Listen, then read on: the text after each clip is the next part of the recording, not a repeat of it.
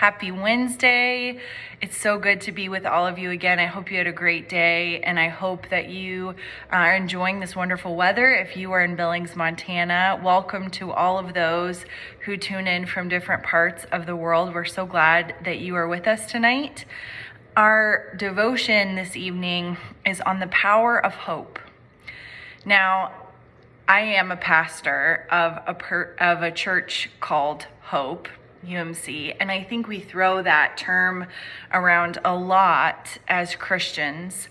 One of my very favorite scriptures is Romans 15:13, and it says, "May the God of hope fill you with all joy and peace as you trust in him, so that you might overflow with hope by the power of the Holy Spirit."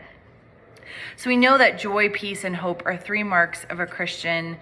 And this is the prayer that the Apostle Paul gives all Christians throughout the New Testament, that they would be people of hope.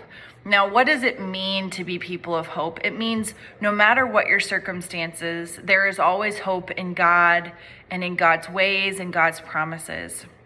Hope is not wistful dreaming. Hope is not something that could happen. It is a faith and an assurance that God is who he says he is, and that he will be faithful to maintain the covenant promises that he has made us.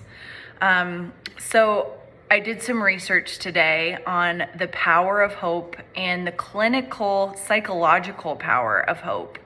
And I wanted to share it with you. Dr. Suzanne Phillips has done quite a bit of research on this, and she defines hope in a secular sense as as an emotional state that promotes the belief in a positive outcome. And so this year, a lot of folks, even Christians, have felt hopeless and experienced hopelessness in certain situations with this pandemic. But she says, in her clinical experience as a psychologist, hope is an important and a necessary ingredient in the equation of life for folks to overcome adversity, fear, and to have the courage to keep moving on, whether it is starting a new job, facing medical treatment, or to rebuild trust in a relationship. So there is scientific evidence that says that psychologically and physiologically, hope changes us. Isn't that cool? So we know it's like something we know as Christians and we know spiritually, but it's actually also backed by science because God created us to be people that are transformed by hope, and that is proved in science. Pretty cool, huh? In the book by Charles Schneider, The Psychology of Hope, he describes an definition of hope as the ability to engage in positive, goal-directed thinking, comprised of two related components: agency, which is willpower, and pathways, which is way power.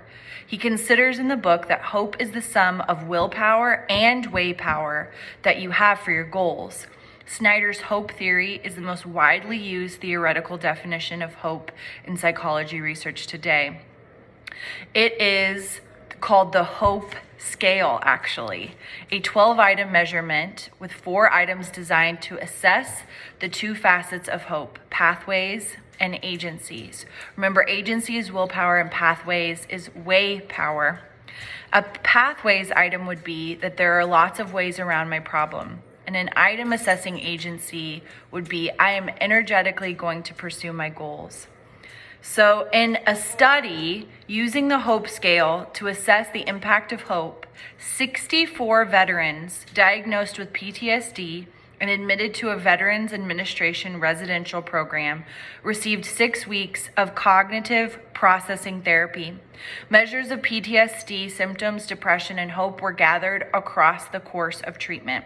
Results revealed that higher levels of hope midway through treatment incredibly affected reductions in PTSD and depression from mid to post-treatment. Supporting that hope, as defined by the Hope Scale, is one nonspecific change mechanism that helps with PTSD and depression reduction. This is another really interesting fact. Nicholas Kristof described a vast randomized study involving 21,000 people in 6 countries over 3 years. The study recognized that people trapped in a cycle of poverty suffer a poverty of despair, low self-esteem, and hopelessness.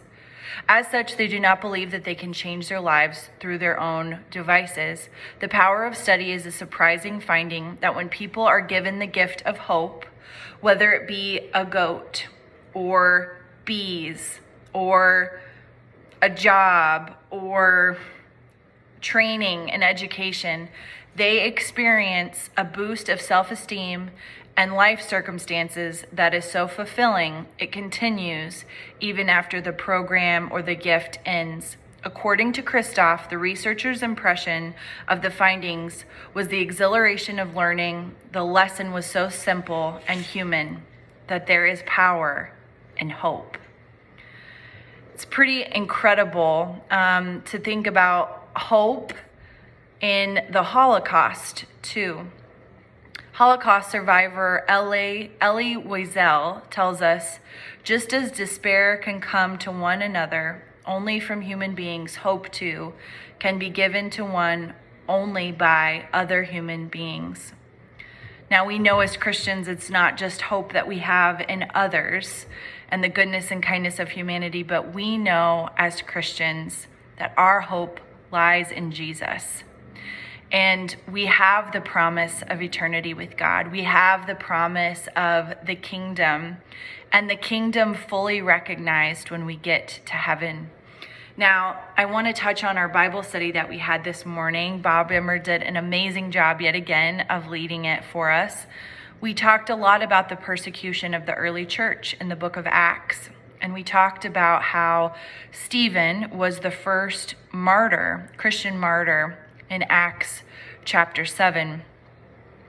And all of the disciples and apostles, whether they were being beaten or stoned, whether they were being imprisoned or taken into the Sanhedrin and put on trial, they always reminded themselves and one another of the power of hope, the hope that they have in Jesus, the hope that they have in the resurrection, that nothing in this world, no circumstances, nothing could possibly touch their hope.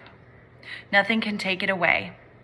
And so they knew that their circumstances and even in their bodies, it didn't really matter, because what mattered was Jesus and following Jesus.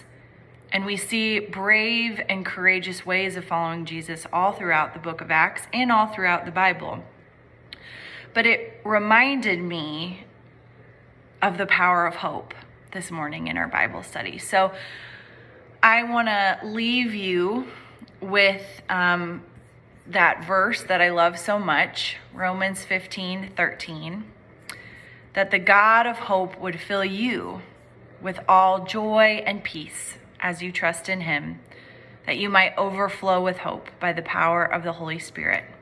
Blessings to you, loved ones, and I will see you all on Friday for another devotion. Bye.